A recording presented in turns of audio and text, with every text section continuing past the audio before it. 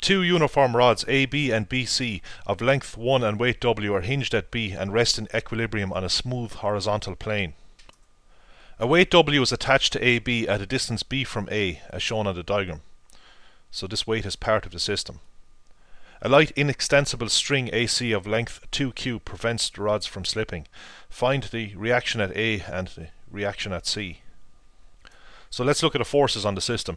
Well, this is a uniform rod, so we can treat it as a particle located at the midpoint of AB, a particle of weight W equal to the weight of the rod. Similarly for rod BC.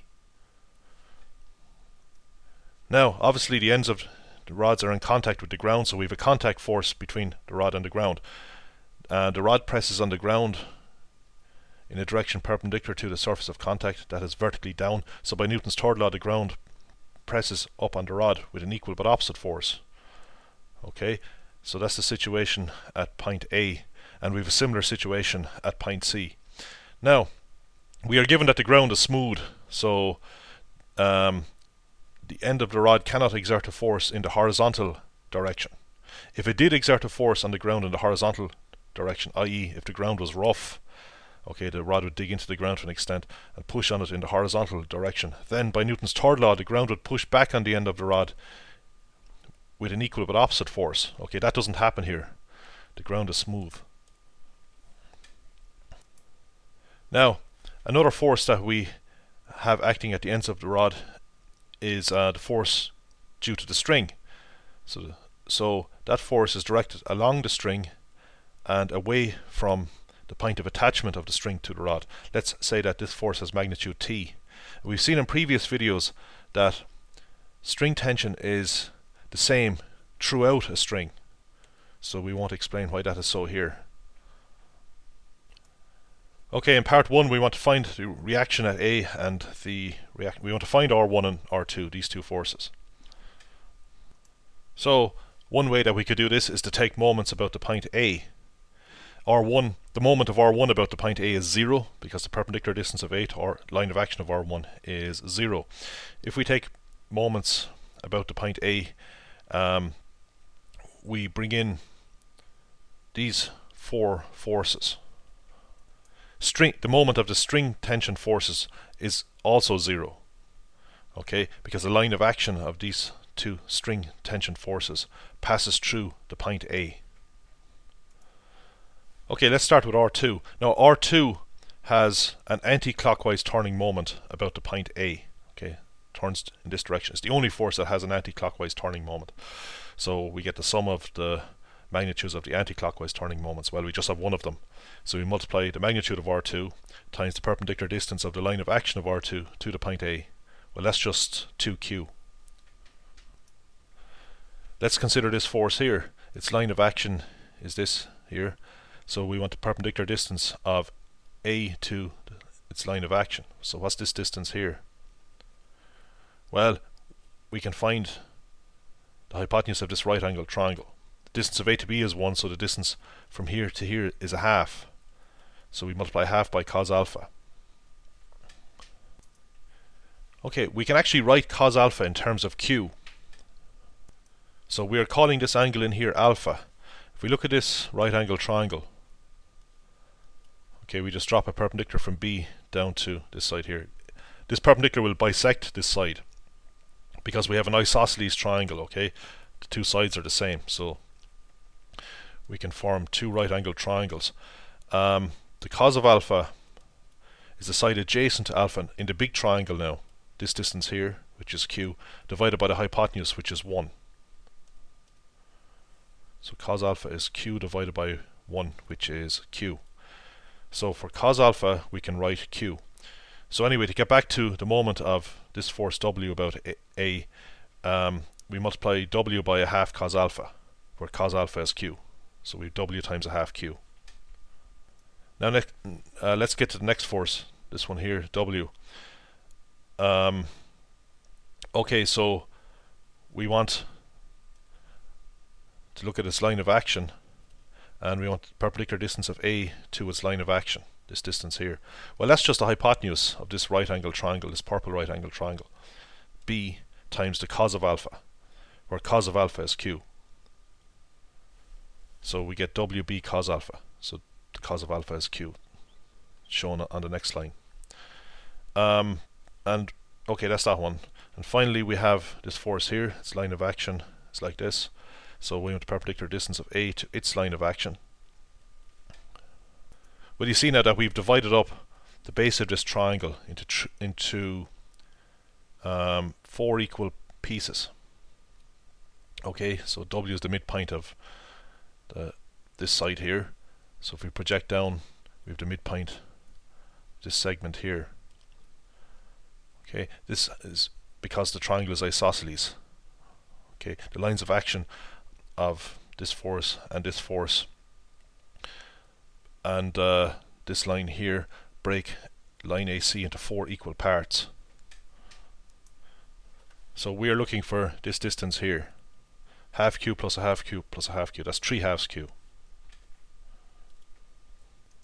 So now we can get R2 in terms of W and B, in terms of the weight of the rod and the position of this attached mass B.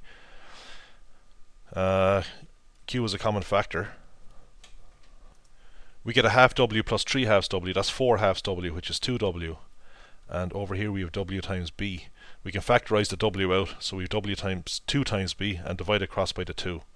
So now we have R2 in terms of W and B. Now what about R1? Well, one way to get R1 would be to take moments about the point C. Get the moment of R1 and the 3 W's about the point C. The moment of R2 about the point C will be 0, and the moment of the 2 tension forces about the point C will be 0, since their line of action passes through the point C. That's one way you could do it. Now, a quicker way to do it is to use the fact that since the system is in equilibrium, the resultant force on it is 0. So, well, what's the resultant force? Well, the 2 tension forces cancel out to 0. Okay, they're equal in magnitude but opposite in direction, so they sum to 0, so we don't have to worry about them. Now what about the vertical forces? Well, all the remaining forces are vertical, so the sum of the forces pointing up equals the sum of the magnitudes of the forces pointing down. So R1 plus R2 equals 3W. Okay, so this is what we have. So if we want R1, we have to take 3W. Now 3W can be written as 6W over 2. And subtract R2, which is W times 2 plus B over 2. Well, that's 2W plus 2B, sorry, plus WB divided by 2. Okay, so I've got a common denominator of 2.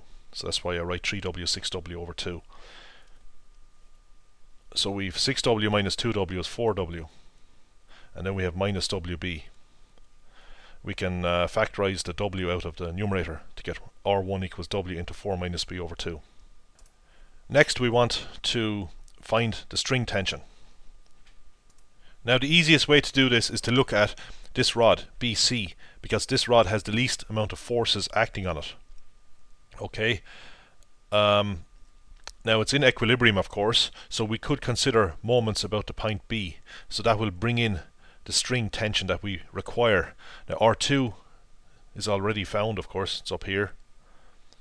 So, okay, we go ahead and take moments about the point B. R2 has an anti-clockwise moment about the point B. It's the only force that has an anti-clockwise moment about the point B. So we get that anti-clockwise moment. So we need the perpendicular distance of B to the line of action of R2. This distance here. Well, that's just half the base of the triangle. Half of 2Q, which is 1Q. So we multiply R2 by Q. That's the only anti-clockwise moment. And that must equal the sum of the 2 clockwise moments. Both W and T have clockwise moments about the point B. So to get the moment of W about the point B, we get the distance of B to the line of action of W. So this distance here is Q over 2. Or half Q. Okay. It's W times a half Q. And finally we have T. So we get the perpendicular distance of B to the line of action of T. This line here. So what is this distance? Well, we have a right angle triangle formed here. The hypotenuse is 1. this short side of the right triangle is q. So we can use Pythagoras to get this distance in terms of q. So it's the square root of the hypotenuse squared, that's 1 squared, which is 1, minus the other short side squared. So now we have this distance in terms of q. Next we plug in for R2. Then we must make t the subject of this equation. If we multiply this thing out here, we get 2wq plus wbq, and we have to subtract this thing from both sides if we want to isolate t. So notice here that we have a 2wq over 2, and we want to subtract a 1wq over 2 from it. So that's going to lead us to a common denominator of 2, you know. So we just have 2wq minus 1wq on top. So we are going to get a 1wq on top here. Okay, and that's equal to this thing here. So we just factorize q out of the top of this. Well, actually we can factorize qw out of the top of this thing. And if we do that, we've qw times 1, and then we have qw times b. Finally, we just divide across by root 1 minus q squared to get our answer.